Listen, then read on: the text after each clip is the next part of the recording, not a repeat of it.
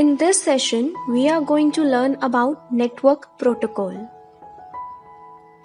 We will cover TCP/IP protocol, FTP, and PPP protocols.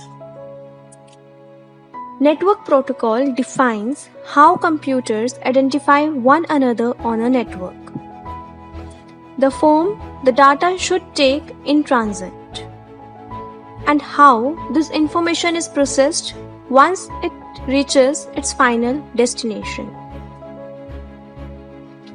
A protocol is needed every time we want to perform any task on a network. It may be transferring data or taking a printout on a network printer or accessing the central database. Although each network protocol is different, they all share the same physical cabling.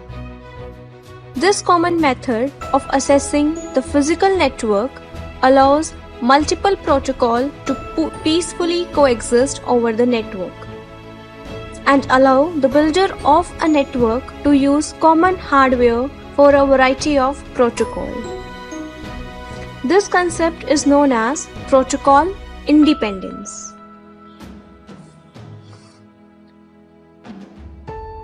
TCP/IP is Transmission Control Protocol or Internet Protocol.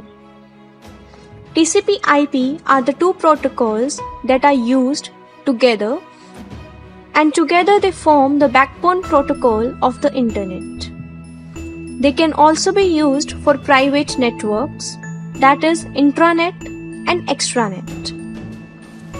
Intranet is a private network that contained within an enterprise that is used to securely share company information and computing resources among employees. Extranet is a private network that allows access to partners, vendors, and suppliers, or an authorized set of customers to subset of information accessible from organizations' intranet. When you are set up with the direct access to the internet, your computer is provided with a copy of TCP/IP program. TCP/IP has two major components that are TCP and IP. The Transmission Control Protocol breaks the data into packets that the network can handle efficiently. It manages the assembling of message or file into smaller packets that are transmitted over the internet. It verifies all the packets when they arrive at the destination computer and then reassemble them in proper order. Data can be lost in the intermediate network, so TCP adds support to detect error or lost data and to trigger retransmission until the data is correctly and completely received. The Internet Protocol handles the address part of each packet so that it reaches to the right destination. It gives distinct address called IP addresses to each data packet.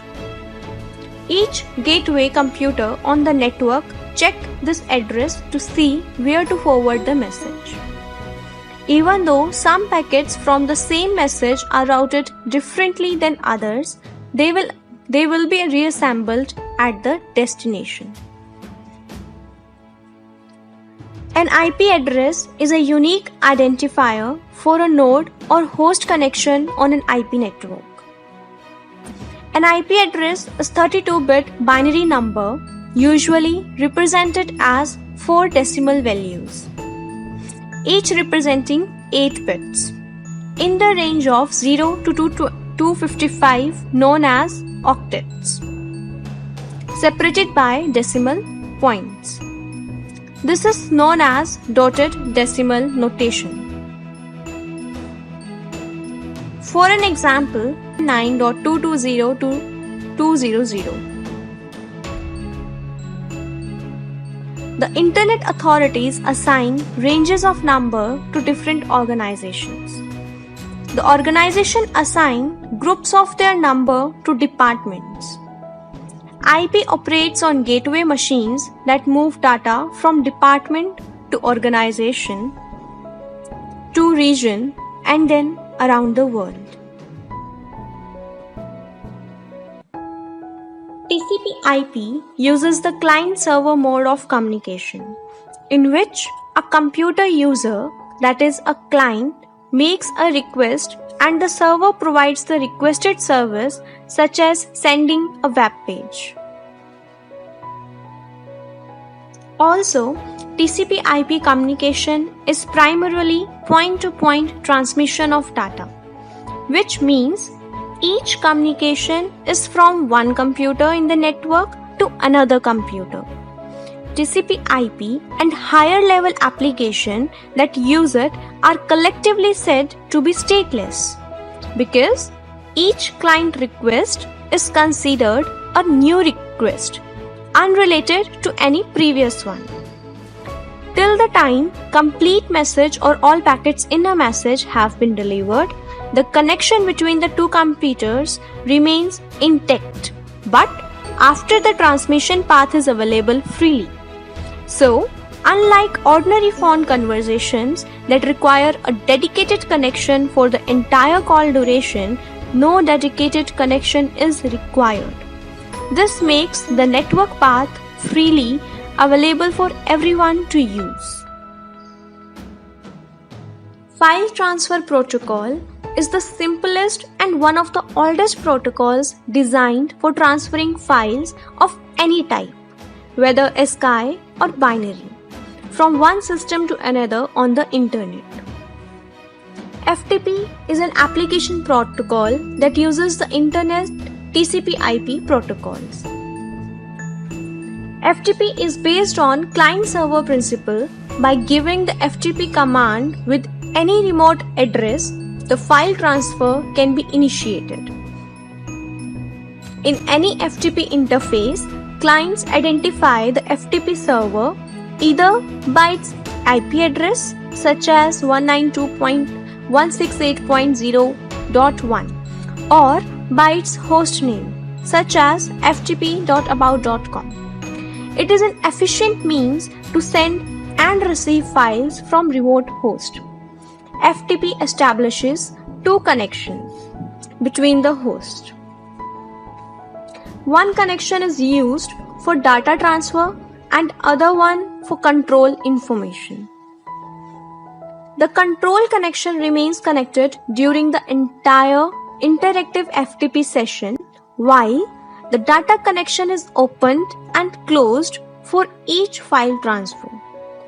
As a user, you can use FTP with a simple command from the Windows MS-DOS prompt window, or with a commercial program that offers a GUI.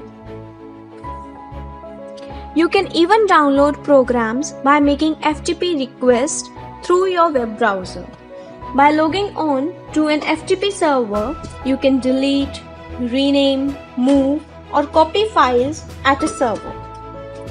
However, publicly available files are easily accessed using anonymous FTP. In such a case, you need not formally sign in to the FTP server to make a file transfer. Instead, you may be simply asked to enter your email address. But if you are using a private FTP network, you must sign in with a username and password to initiate the exchange of data.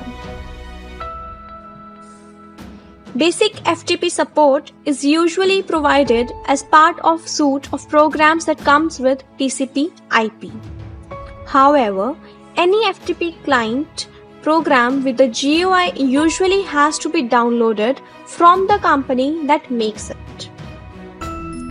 As mentioned, before FTP can transfer both ASCII, that is plain text, and binary files, but the mode has to be set in the FTP client.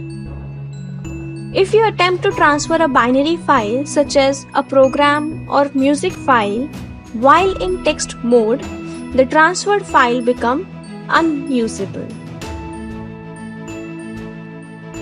Point-to-point protocol is used for communication between two computers using a serial interface. Mostly a personal computer connected by phone lines to a server. For example, an internet service provider may provide you with the PPP connection so that ISP server can respond to your request, pass them onto the internet, and forward your requested internet responses back to you. It was basically designed to help communication between two systems through telephone lines, as it supports transmission of network packet over a serial point-to-point link. PPP is sometimes considered a member of the TCP/IP suite of protocols. Essentially, it encapsulates and packages your computer TCP/IP packet into PPP frames and then forward them to the server over serial transmission lines, such as telephone lines, ISDN, etc. PPP defines the format of frames to be exchanged between devices on one or multiple links, and also defines the authenticity of the two devices. It supports various authentication schemes such as password authentication protocol and challenge handshake authentication protocol.